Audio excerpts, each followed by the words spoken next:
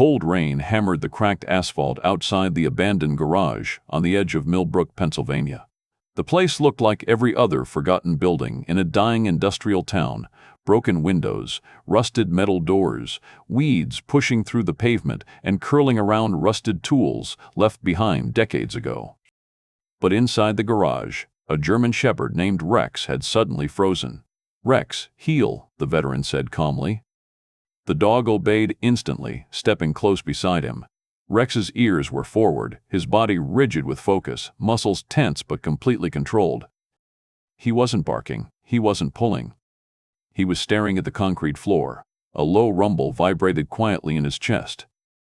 Outside, a few neighbors had gathered under umbrellas, curious about the new owner fixing up the rundown property. Several phones were already raised, recording. "What's your dog doing?" one man called from the doorway. The veteran didn't answer. He knelt beside Rex and tapped the concrete with a wrench.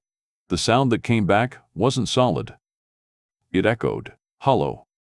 Rex pushed his nose toward a thin crack running across the center of the floor, a faint line most people would never notice. Then the dog scratched once, just once. The concrete slab shifted slightly. Dust slid into the crack. And beneath it, a rusted metal hatch slowly revealed itself, sealed under the garage floor for nearly 80 years. The crowd outside leaned closer, phones lifted higher. "What the hell is that?" someone whispered. The veteran reached down and brushed dirt from the metal handle. But before he could even pull it open, tires screamed outside. A black SUV skidded to a stop in front of the garage. Its doors flew open. 3 men in dark suits rushed toward the entrance. "Step away from that floor immediately." The veteran slowly stood. Rex moved with him, returning perfectly to heel, silent but alert. The man in front flashed a badge too quickly for anyone to read. "That hatch does not belong to you." The crowd fell silent. Rain kept falling, and suddenly everyone realized the same thing. Whatever was hidden under that garage floor, someone very powerful had been waiting decades to make sure it stayed buried. So here's the question. What secret could possibly be hidden under a forgotten garage since World War II? And why were strangers already trying to stop them from opening it? Tell me in the comments if Rex should keep digging. And if you love powerful canine stories like this, subscribe to Brave Canine Stories, because what Rex uncovered next would change the entire town. The rain had stopped by the time Daniel Carter unlocked the rusted garage doors for the first time. The metal hinges groaned as the doors swung open, revealing a dim interior that smelled of dust, oil, and old wood that had been damp too many winters. Light from the cloudy afternoon spilled through broken windows, stretching across a floor littered with cracked tools, bent shelves, and piles of forgotten scrap. Daniel stepped inside slowly. "Rex. Heel." The German shepherd moved instantly to his left side, perfectly aligned with Daniel's leg. The dog's posture was calm and professional, the kind of quiet discipline that only comes from years of training. The building looked worse from the inside than it had from the road. A sagging workbench leaned against the back wall. Rusted tool cabinets stood half open, their drawers frozen with age. Pieces of torn insulation hung from the ceiling beams like old cloth. But Daniel didn't mind. He had seen worse places.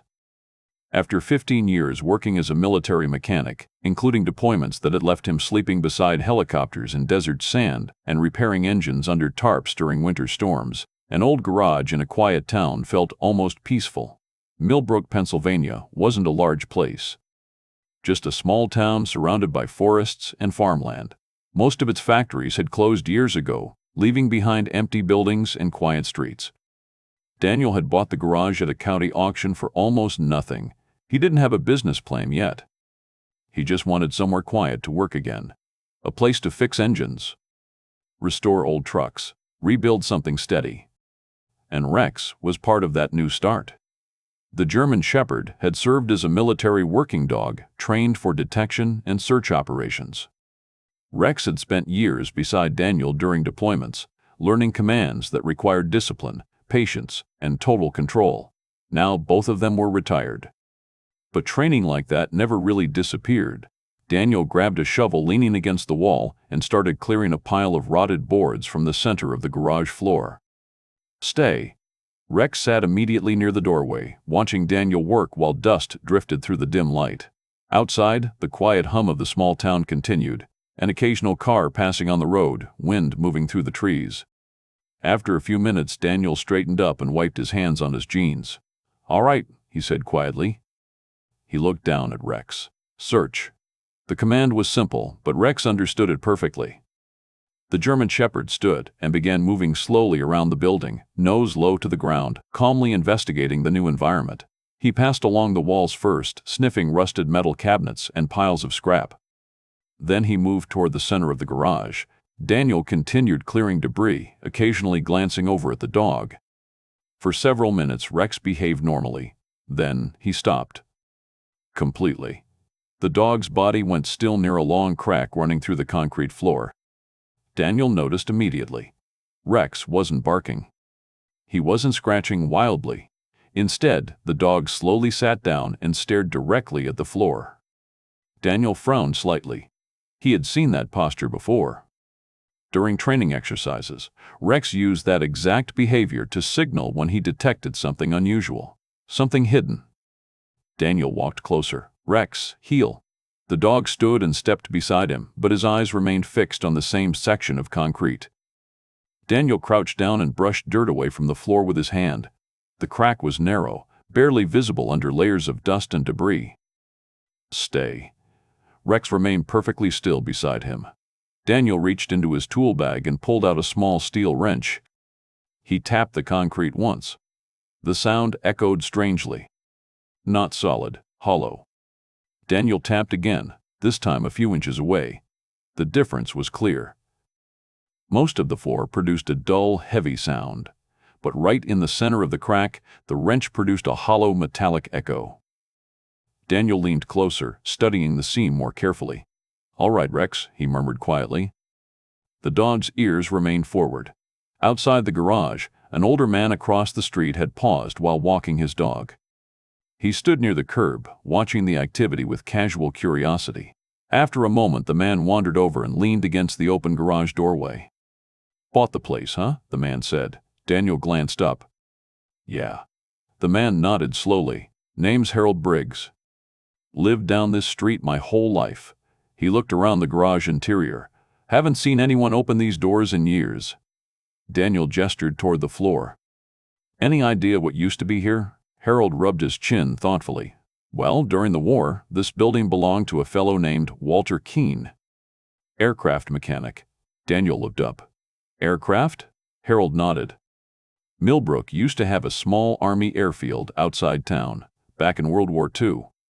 Long gone now." Daniel turned back to the floor. The hollow echo suddenly made a little more sense. Behind him, Rex stepped forward, without barking, without pulling. The German Shepherd lowered his nose to the thin crack in the concrete. Then he scratched once, just once. The dust shifted slightly along the seam, and beneath the edge of the concrete slab, something metallic caught the light. Daniel leaned closer. A thin strip of rusted metal had just become visible under the floor. Within half an hour, the quiet street outside Daniel Carter's garage was no longer quiet. In a small town like Millbrook, news traveled faster than any official announcement. All it took was one neighbor mentioning the strange discovery and a few phone calls between houses. By the time Daniel finished brushing dust away from the metal strip in the concrete, people had started appearing at the garage doorway. At first, it was only 2 or 3 neighbors standing under the gray afternoon sky, watching with mild curiosity. Then more arrived. A pickup truck slowed to a stop at the curb. 2 teenagers jumped out and walked over, both holding their phones up to record. "Yo, is this the place?" one of them asked. "Yeah," the other replied. The guy with the dog found something underground.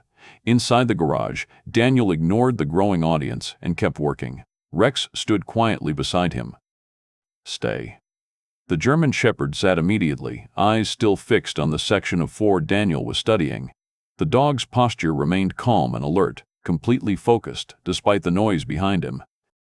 Daniel slid the tip of a screwdriver into the narrow crack in the concrete. The metal strip Rex had exposed looked like the edge of something larger beneath the floor. Outside the doorway, the small crowd continued growing. "What do you think it is?" someone asked. Probably an old fuel tank, another man replied. Buildings this old used to have underground oil storage. One of the teenagers laughed. Or buried treasure, he said, pointing his phone at Daniel. Look at this guy. Dude bought a junk garage and now he's digging for pirate gold. A few people chuckled. Another man leaned against the door frame and folded his arms. You sure your dog isn't just chasing smells? He asked. Animals scratch at anything. Daniel didn't react. Instead, he reached for a small hammer and carefully tapped along the crack. Each strike chipped away small flakes of brittle concrete. The hollow echo returned again. From the edge of the crowd, Harold Briggs shook his head slightly. That floor's been there since the 40s, he said. Nobody ever mentioned anything under it before. Maybe there's nothing, someone muttered. But Rex hadn't moved. The German shepherd's attention remained locked on the same section of floor, his body steady, ears forward. Daniel noticed. He placed a hand lightly on the dog's back. Leave it, he said quietly. Rex immediately stepped half a pace back, giving Daniel space while maintaining focus on the floor. Another car rolled slowly down the street and stopped nearby. A tall man stepped out, dressed neatly in a dark jacket and polished shoes, far more formal than anyone else standing around the garage. He walked toward the doorway with an expression that looked more irritated than curious. Afternoon, he said. Daniel glanced up briefly. Afternoon. The man looked down at the chipped concrete and the exposed strip of rusted metal. What exactly are you doing to this property? He asked. Investigating something under the floor, Daniel replied. The man gave a short, unimpressed laugh. You just bought this place, didn't you? Last week. Then let me give you some friendly advice, the man said, brushing dust from his sleeve. Don't start tearing up foundations until you know what you're dealing with. Harold leaned closer to Daniel and spoke quietly. That's Kevin Mallory, he murmured. Real estate developer. Owns half the new houses outside town. Mallory continued speaking as if he hadn't heard. This building might have fuel lines, drainage systems, any number of things that shouldn't be disturbed. Daniel kept his voice calm. I'm only removing loose concrete. Mallory crossed his arms. Or you could avoid the trouble entirely, he said. I've actually been looking at this property for redevelopment. If you're interested in selling, I'd make a fair offer. Daniel shook his head once, not interested. Mallory's smile faded slightly. Behind him, another voice spoke up softly. An elderly woman stepped forward slowly with the help of a cane. Her gray hair was tied neatly behind her head, and her eyes studied the garage with quiet familiarity. That floor might be older than people think, she said. Daniel looked up. The woman introduced herself gently. Eleanor Hayes, she gestured toward the building. I remember when this garage still had airplanes parked outside. The crowd grew quieter. Airplanes? One of the teenagers asked. Mrs. One-Ben. Hayes nodded slowly. During the war, the Millbrook airfield wasn't far from here. Mechanics used this building sometimes. Daniel leaned back slightly. Mechanics? Yes, she said. They stored aircraft parts here occasionally, sensitive equipment. Mallory shifted his weight uncomfortably. That was 80 years ago, he said quickly. None of that matters now. But Daniel was already looking back at the floor. If aircraft equipment had been stored here, then a hidden compartment suddenly seemed far more possible. He raised the hammer again and carefully chipped away another section of concrete along the seam. Dust scattered across the floor. The crack widened. A curved line of rusted metal appeared beneath the surface. Someone behind him whispered. Wait, is that a door? Daniel cleared another strip of debris. The shape became unmistakable. Bolted hinges, a metal handle. A circular plate buried beneath the concrete. Daniel slowly brushed away the last layer of dust.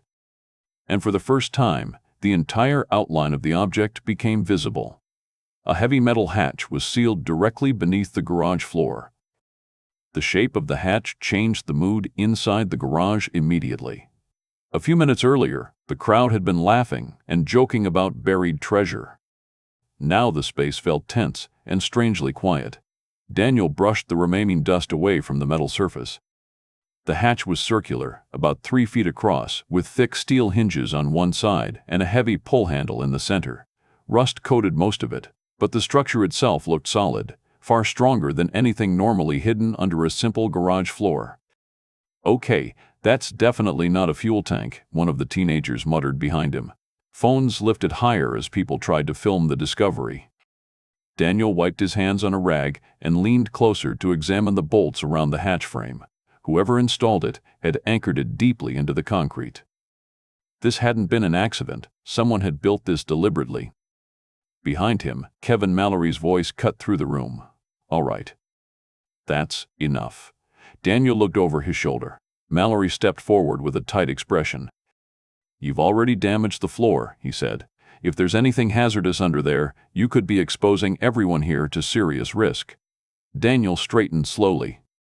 "What kind of hazard?" Mallory shrugged slightly. "Old fuel tanks. Chemical storage. Wartime equipment. There's no telling what might be sealed in a place like this." A man near the doorway frowned. "Then maybe we should see what's down there." Mallory shook his head quickly. "Or we should leave it alone until professionals inspect it."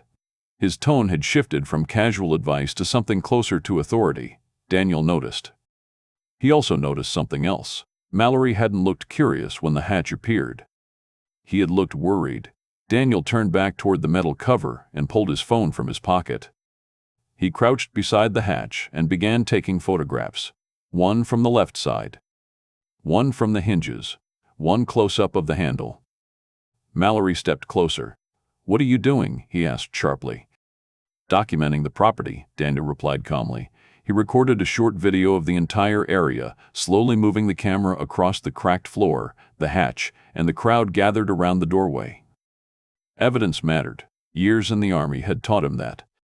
Especially when other people started acting nervous. Behind him, Rex shifted slightly. The dog had remained calm through the entire discovery, but now his posture changed just enough for Daniel to notice. "Rex," Daniel said quietly. The German Shepherd looked up immediately. "Heel." Rex stepped beside Daniel's left leg, body aligned with perfect discipline.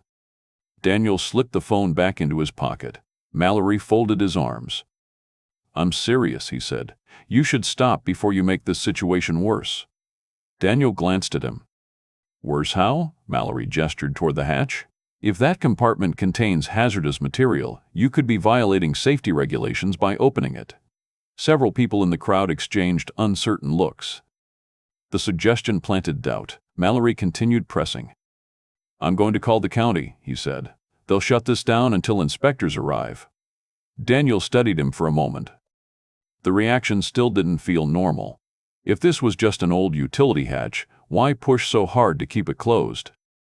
Daniel crouched again and ran a hand along the rusted edge of the metal frame. The bolts looked untouched for decades. Whatever was beneath the floor had likely been sealed there a very long time. Behind him, Mrs. Easy. Hayes spoke softly. "I don't remember any chemicals stored here during the war," she said. "Mostly aircraft parts." Mallory turned toward her quickly. "That was 80 years ago," he replied. "None of that matters now." But his voice sounded tighter than before. Daniel stood again.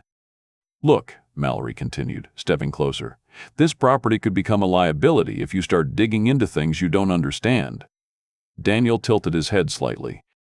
"Then it's a good thing I bought the property." Mallory's expression hardened. He took 2 more steps forward until he was standing directly between Daniel and the hatch. "Until authorities arrive," Mallory said, "this area shouldn't be disturbed."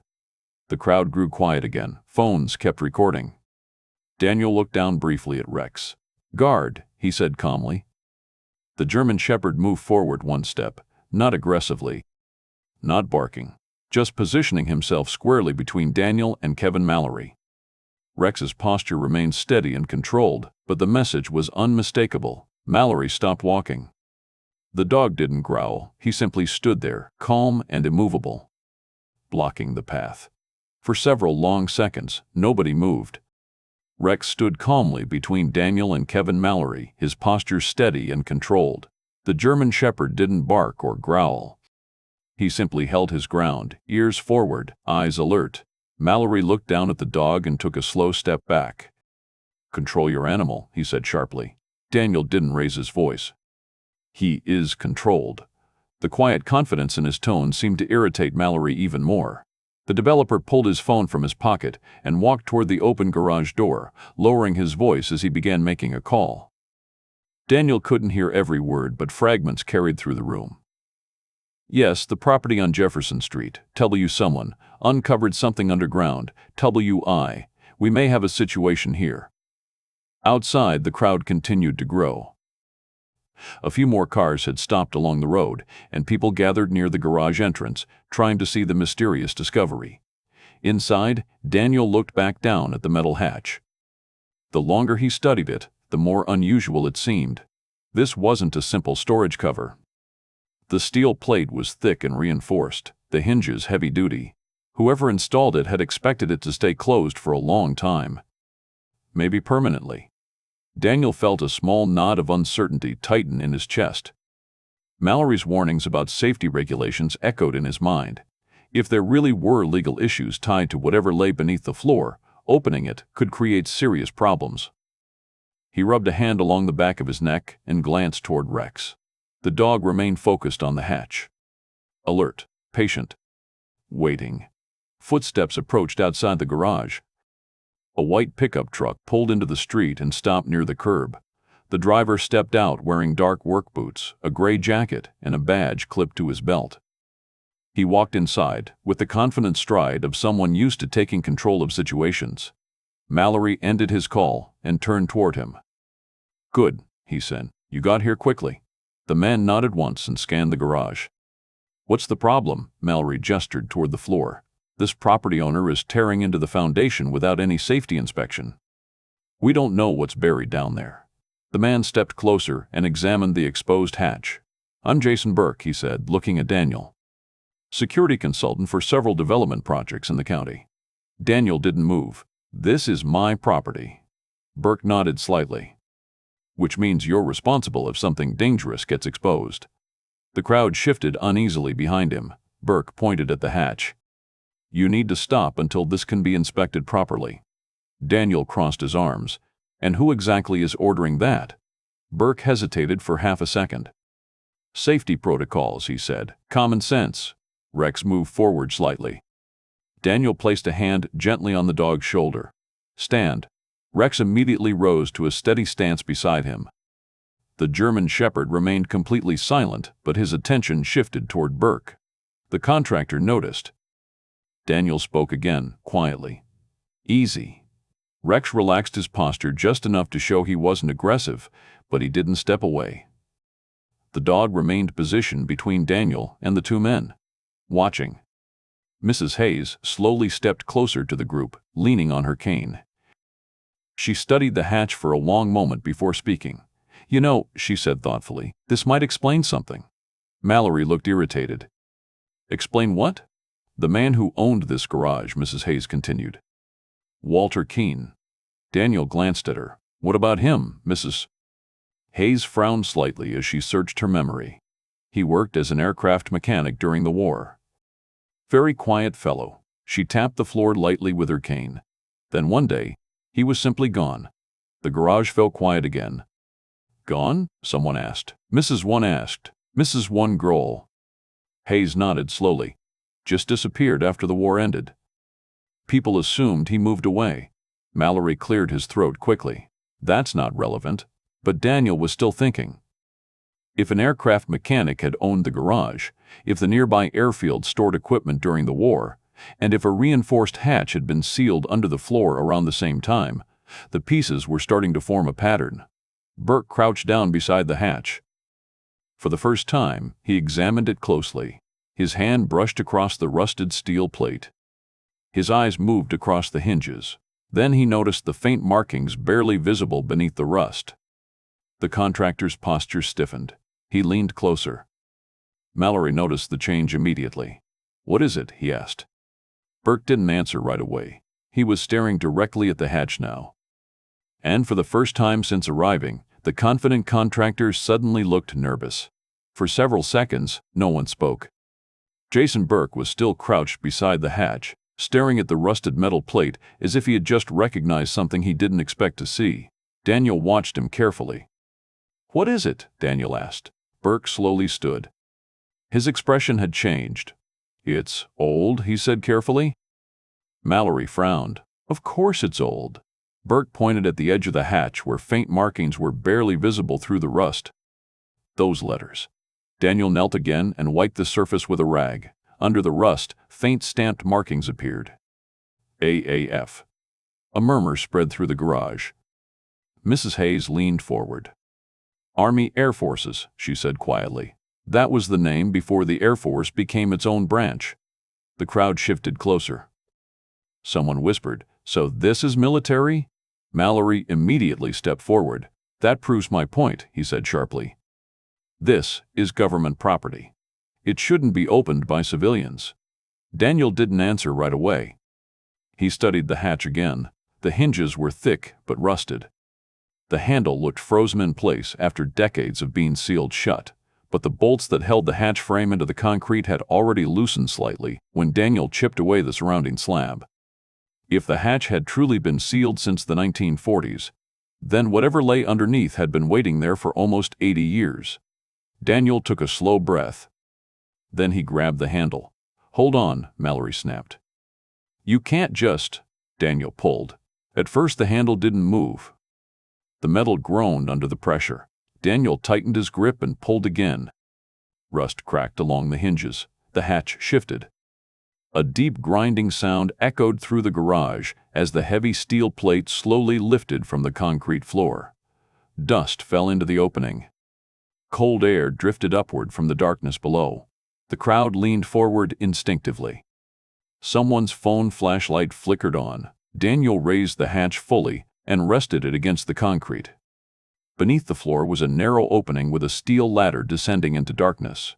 The beam of light from a phone illuminated rough concrete walls and a small underground chamber several feet below. "Holy," one of the teenagers whispered. Daniel grabbed a flashlight from his tool bag and aimed it down the shaft. The beam revealed more of the room. Concrete floor, metal shelving, and wooden crates stacked neatly along the walls.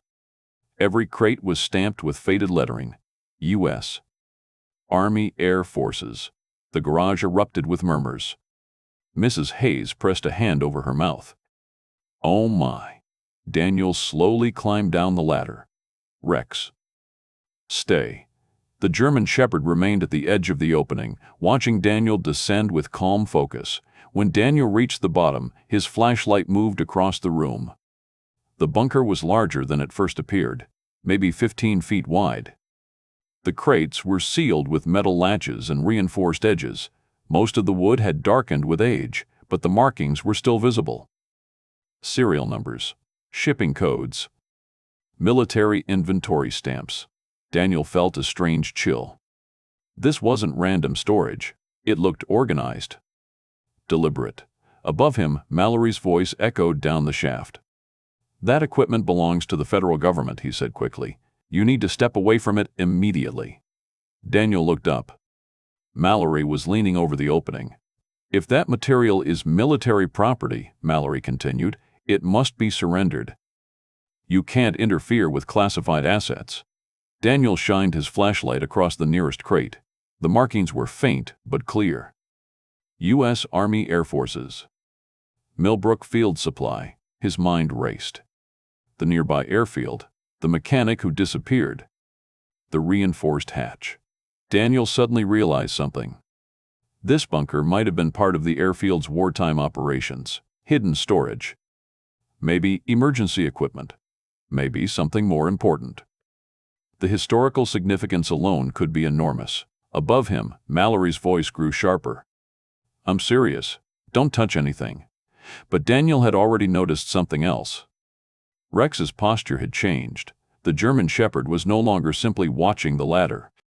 The dog's nose lifted slightly, his ears locked forward. Rex stepped closer to one of the crates near the wall. Then he froze. Daniel recognized the signal immediately. Rex wasn't reacting to the open bunker. He was alerting to something specific. The dog lowered his nose toward a smaller crate secured with a thick metal lock. And then Rex sat, silent, focused, alerting directly at the locked box. The quiet discovery under the garage didn't stay quiet for long. Word had already spread through half of Millbrook by the time Daniel climbed back up the ladder. The crowd outside the garage had nearly doubled. Cars lined the small street, and more people were standing near the entrance trying to see the hidden bunker beneath the floor. Several phones were still recording. Someone had clearly called the authorities. The distant sound of sirens echoed through town. Within minutes, a county patrol vehicle rolled up to the curb. 2 officers stepped out and moved toward the garage door, carefully pushing through the gathering crowd. "What's going on here?" one of them asked. Voices immediately erupted from every direction. "Guy found a bunker. Military crates down there. Been sealed since the war." The officer raised his hands to quiet the crowd. "All right, everyone relax. Let's slow this down." Inside the garage, Daniel stood near the opening with Rex beside him. Mallory immediately stepped forward to greet the officers. "This needs to be shut down," he said quickly. "There may be hazardous materials or restricted military property involved." The older officer glanced down at the open hatch. "You the owner?" he asked Daniel. "Yes." "You opened that?" "Yes." The officer sighed slightly. "Well, that explains the crowd." Daniel pointed toward the opening. "There are crates down there marked U.S. Army Air Forces." The officer leaned closer and looked into the bunker with his flashlight. The beam moved across the concrete room and stacked wooden crates. He whistled quietly. "All right," he said. "Nobody goes down there for now." The words made Daniel's stomach tighten. Mallory crossed his arms with satisfaction. "Exactly what I said," he muttered. More vehicles arrived outside, not just police. A local news van pulled up near the corner of the street, and a reporter hurried toward the growing crowd with a camera operator behind her. The story was spreading fast. Inside the garage, the second officer spoke quietly with his partner. "If this is actually wartime military equipment," he said, "the county might need to secure the site until federal authorities look at it." Daniel heard the words clearly. Secure the site. That likely meant sealing the hatch. Closing the bunker again, possibly for months. Maybe longer. And, if that happened, the discovery might disappear into bureaucracy before anyone ever understood what had been hidden there. Daniel looked down at Rex. The German Shepherd remained focused on the crate he had alerted to earlier. Daniel thought for a moment. Then he made a decision. "Officer," he said calmly, "before you seal anything, you might want to see something." The officer hesitated. "What is it?" "My dog alerted to a specific crate," Mallory scoffed. "It's a dog." Daniel didn't respond to him. Instead, he turned toward Rex. "Rex?" The German Shepherd looked up instantly. "Search." The command sent Rex carefully down the ladder into the bunker again. The dog moved with practiced precision, stepping lightly between the crates without touching anything. The crowd leaned closer to watch. Rex walked directly toward the locked crate he had indicated earlier. But instead of stopping there, the dog moved slightly to the side. He sniffed the air. Then he turned toward the wall behind the crate. Daniel followed him down the ladder with a flashlight. "Easy," he said quietly. Rex slowed his movement and placed his nose along a narrow seam between 2 concrete panels. Then he scratched once. Daniel aimed the flashlight closer. Behind the crate was a small section of wall that looked slightly different from the surrounding concrete. He slid the crate aside carefully. The scene became visible, a hidden panel. Daniel pressed gently along the edge. The panel shifted. Behind it was a narrow compartment built into the wall. Inside lay a cylindrical metal tube sealed with wax. Daniel lifted it carefully. Above him, the officers watched from the opening. "What did you find?" one of them asked. Daniel unscrewed the cap slowly. Inside the tube were rolled documents protected in oil-stained paper. He unrolled the first sheet under the beam of his flashlight. The paper had yellowed with age, but the typewritten text was still legible. At the top of the page were bold printed words: U.S. Army Air Forces Experimental Flight Program. Daniel's eyes moved down the page. A project code, technical diagrams, and a classification stamp. He looked up toward the officers above him. "This isn't just storage," Daniel said quietly. He turned the document so the flashlight illuminated the heading clearly. The officer leaned closer to read it. The words were unmistakable. Classified Test Aircraft, Prototype Development Unit. The officer standing above the hatch stared down into the bunker while Daniel held the flashlight steady on the yellowed page. Experimental Flight Program, the officer read slowly. The crowd behind him immediately erupted with whispers. Test aircraft? Like prototypes? Phones lifted higher again as people tried to capture the moment.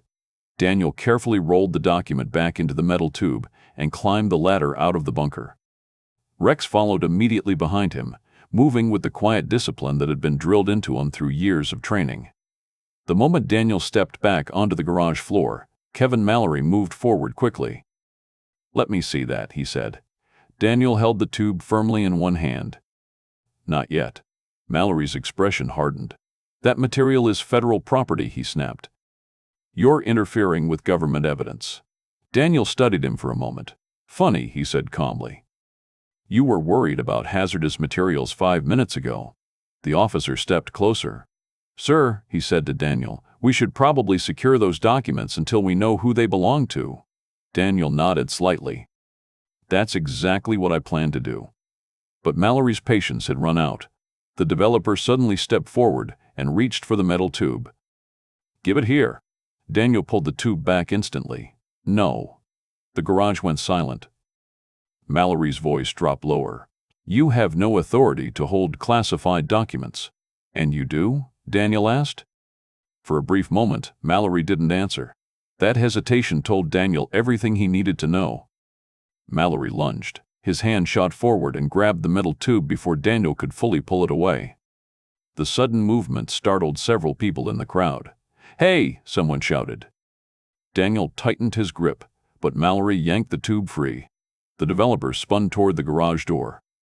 "Sir," one of the officers called. Mallory ignored him and pushed through the crowd toward the street. Daniel stepped forward. "Rex." The German Shepherd's ears snapped forward instantly. "Guard." Rex moved, not wildly, not aggressively. The dog simply stepped ahead of Mallory's path. Perfectly timed, Mallory nearly collided with him. The developer stopped abruptly. The German Shepherd stood directly in front of him, calm and steady, blocking the exit. Rex didn't bark, he didn't growl. But his body formed a solid barrier between Mallory and the open street. Mallory glanced down at the dog and then back at Daniel. "Call your animal off." Daniel's voice stayed calm. "Drop the tube." Mallory's jaw tightened. Behind them, the officers pushed through the crowd. "Sir, stop right there," one of them said. Mallory looked toward the open street again, clearly considering whether he could get past the dog. Rex didn't move.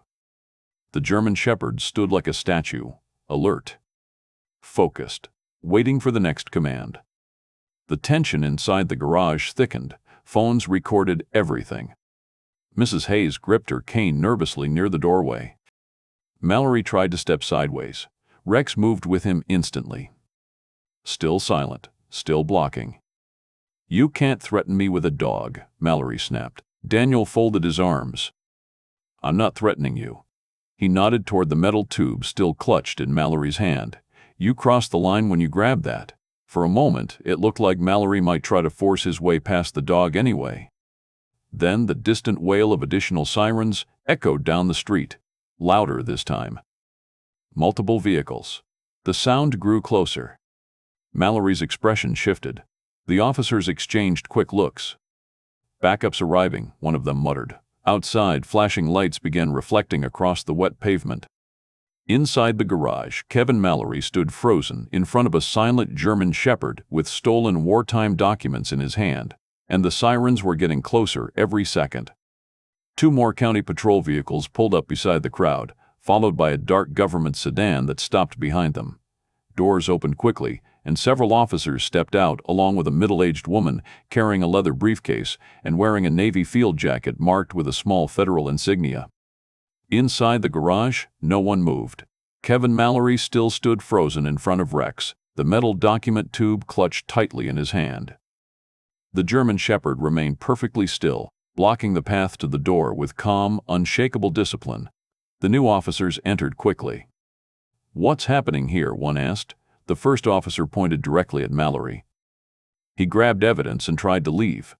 The woman from the sedan stepped inside behind them, scanning the room with sharp professional focus. "I'm Dr. Tertoy." Laura Bennett, she said. Federal Historical Preservation Office. We received a report of a possible wartime discovery at this location. Her eyes moved to the open hatch in the floor. And I assume that's it. Daniel nodded once. Yes, ma'am. Dr. Bennett stepped closer to the bunker opening and looked down into the chamber. The beam of a flashlight illuminated the stacked wooden crates and faded military markings. She inhaled slowly.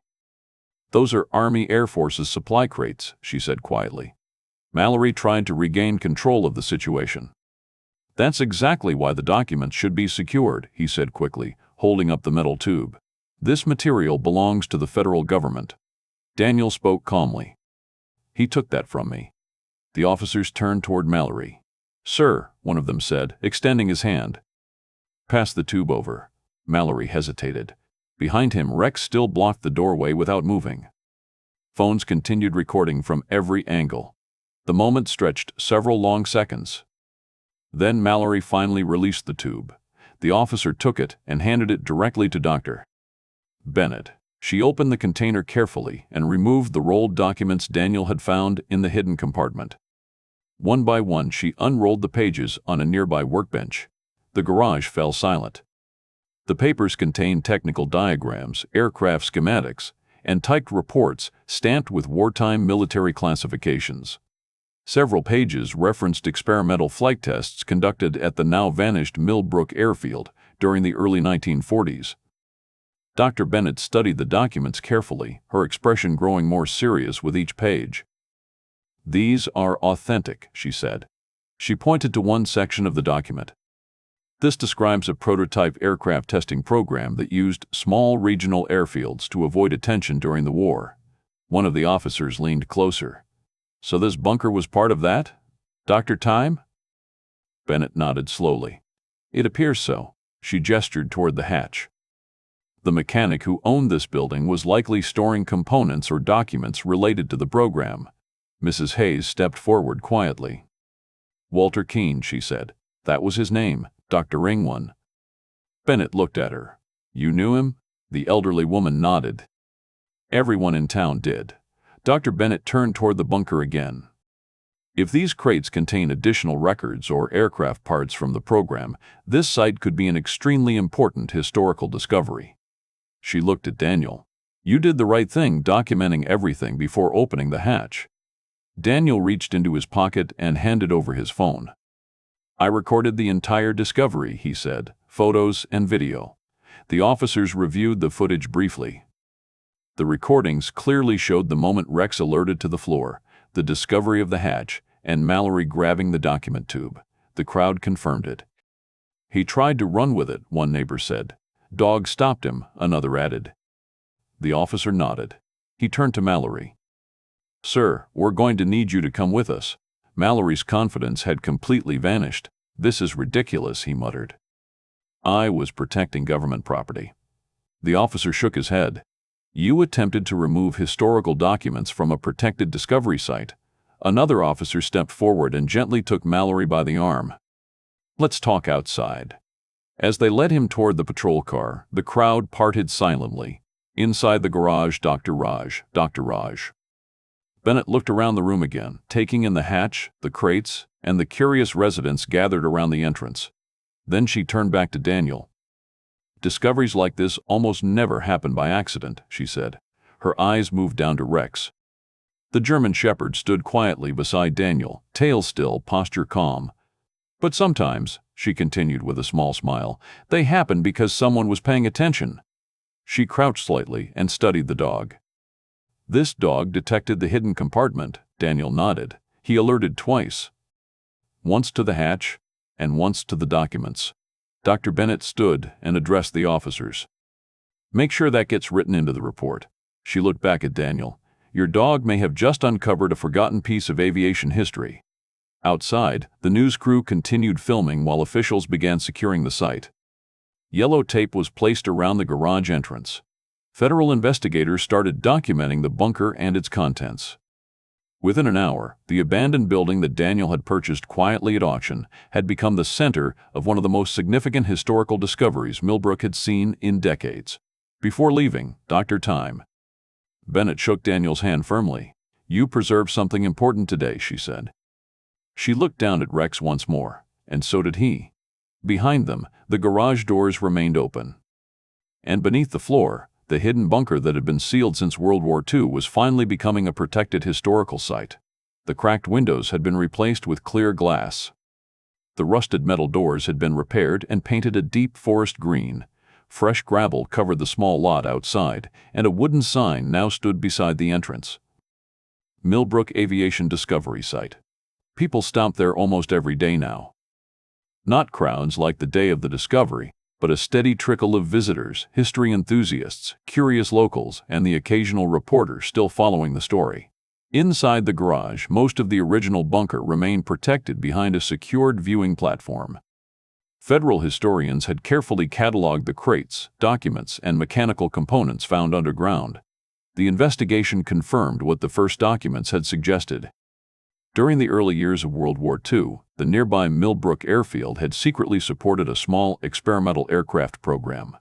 Engineers and mechanics used off-site buildings like Walter Keene's garage to store sensitive equipment and research materials away from the main base. When the war ended, the program had quietly shut down. Some materials were removed. Others were sealed and forgotten. Until Rex found them. Now several of the restored crates and documents were displayed in a small exhibit along the back wall of the garage. Photographs of the old airfield hung nearby, along with a timeline explaining the experimental program that had once operated in the shadows of the quiet Pennsylvania town. The story had brought unexpected life back to Millbrook. Local schools scheduled field trips. The town council began discussing ways to restore the remains of the old airfield as a historic site, and the garage that Daniel Carter had originally bought as a quiet workspace had become part of that history. Daniel didn't mind. He still had plenty of room to work. On most afternoons, he could be found near the large open doorway, rebuilding the engine of an old pickup truck or repairing farm equipment for neighbors. And Rex was always nearby. That afternoon, the German Shepherd lay stretched comfortably on the cool concrete floor, watching Daniel tighten bolts under the hood of a truck.